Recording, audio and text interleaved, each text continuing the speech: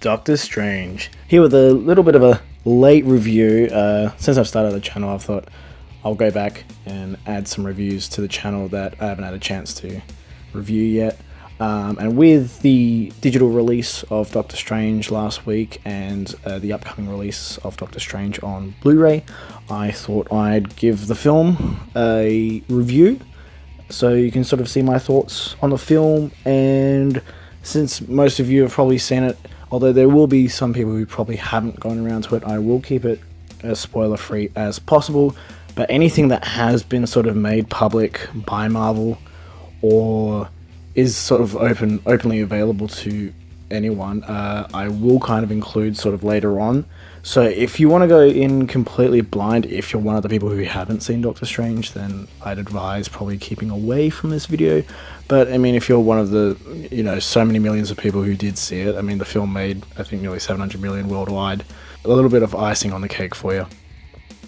So Doctor Strange is directed by Scott Derrickson, who is of Sinister fame. He's well versed in the horror. Really a great up and coming director who's really made his mark, cut his teeth on horror, and now he's sort of coming into bigger budget projects. Hopefully we get to see him do more of, as this is quite a great first outing for him in these big budget superhero flicks. So I do hope to see him continue on with the Doctor Strange sequel. What he's given us here is probably one of the better origin stories in superhero films in recent years. With Doctor Strange, we follow the arrogant Stephen Strange, played by Benedict Cumberbatch, who is this brilliant surgeon who loses control of his hands, function of his hands after a car accident, and he spends all this time and money trying to fix his hands and ends up almost bankrupting himself, or spends his last lot trying to figure out cures for getting the use of his hands back.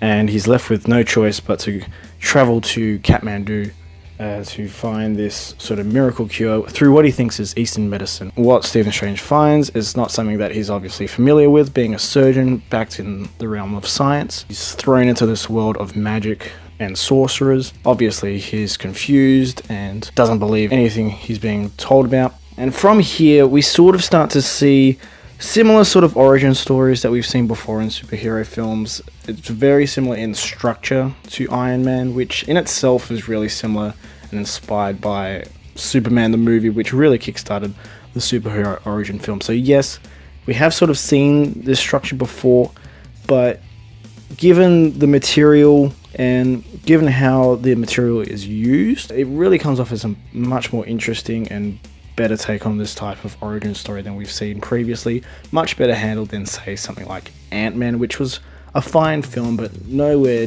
near the caliber of some of Marvel's better films. In the supporting cast, we have Tilda Swinton as the Ancient One, Rachel McAdams as Christine Palmer, who's sort of a mix-up of the Night Nurse character, but not quite, as Night Nurse is also sort of played on the Netflix TV shows by Rosario Dawson.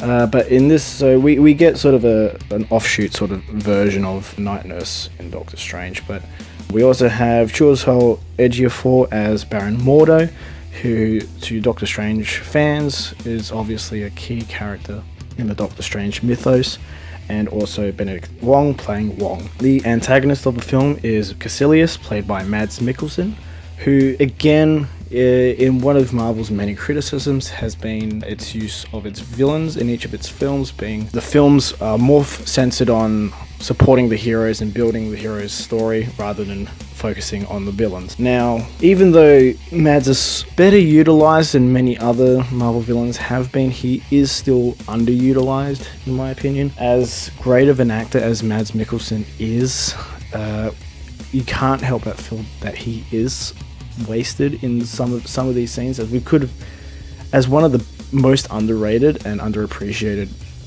actors in Hollywood. I mean, Hannibal by far is one of the most underappreciated TV series in recent memory, and it's really, really disappointing to see that show was cancelled. Mads is someone who just brings 110% to each role he's given, as we saw in both Doctor Strange and Rogue One, a Star Wars story last year. He was just incredible. But unfortunately, in this case, you can't help but feel that maybe if given a bit more screen time and a bit more to his character, Mads Mikkelsen could have been utilized a lot better. Now, the best thing that you've probably heard about Doctor Strange, obviously, is its visuals. Now, the visuals in this film are as if they've been ripped out of the artwork by Steve Ditko, who co-created the character with Stan Lee in the 1960s. You really get a sense of that time period's influences, which obviously the 60s was the whole culture movement and everyone was into LSD and smoking weed and doing everything. But you know, if you're someone who's into that, then you're going to have the time of your life with this film. If you're one of the people who got to catch it in IMAX, you would have gotten the closest experience to getting a full-on acid trip, and everyone else just got a visual feast for the eyes. I mean, the visual effects work. If I could have had the opening sequence where Strange is first introduced to the multiple dimensions by the Ancient One, if I could have had a whole film of that, I would have been the happiest camper alive. That scene alone is what sold me on this film. The visuals in that sequence are just incredible. Another thing to really point out about Doctor Strange is this is the first Marvel film we've had that really makes good use of an actual score.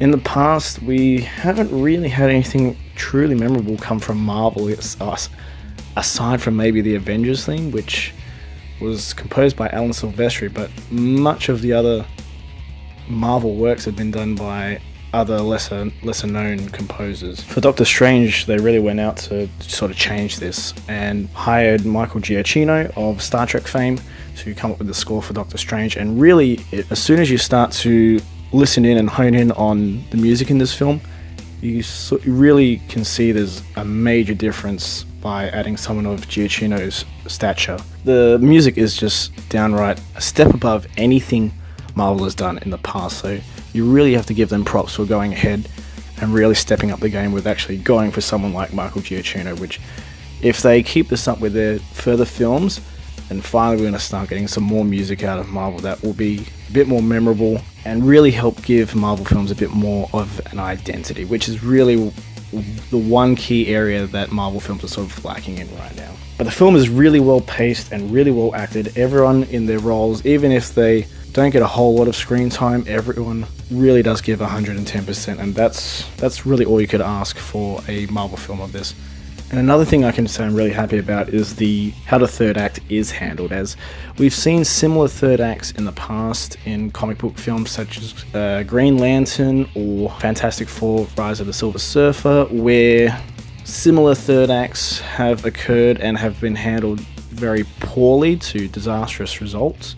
But this is the first time where a similar sort of plot device has been used and used actual great effects. So hats off to Scott Derrickson and Marvel for actually pulling that off. Yeah, the real major cons of Doctor Strange is really how similar it is to other origin films, which at this point, for future Marvel solo films like Captain Marvel or Black Panther, I think we are going to need to start seeing some real changes in how these origin stories are told. We can't follow the Iron Man structure as faithfully as we can anymore, as not only have we seen it with each of Marvel's other origin films, so, you know, Ant-Man, Doctor Strange have used it now.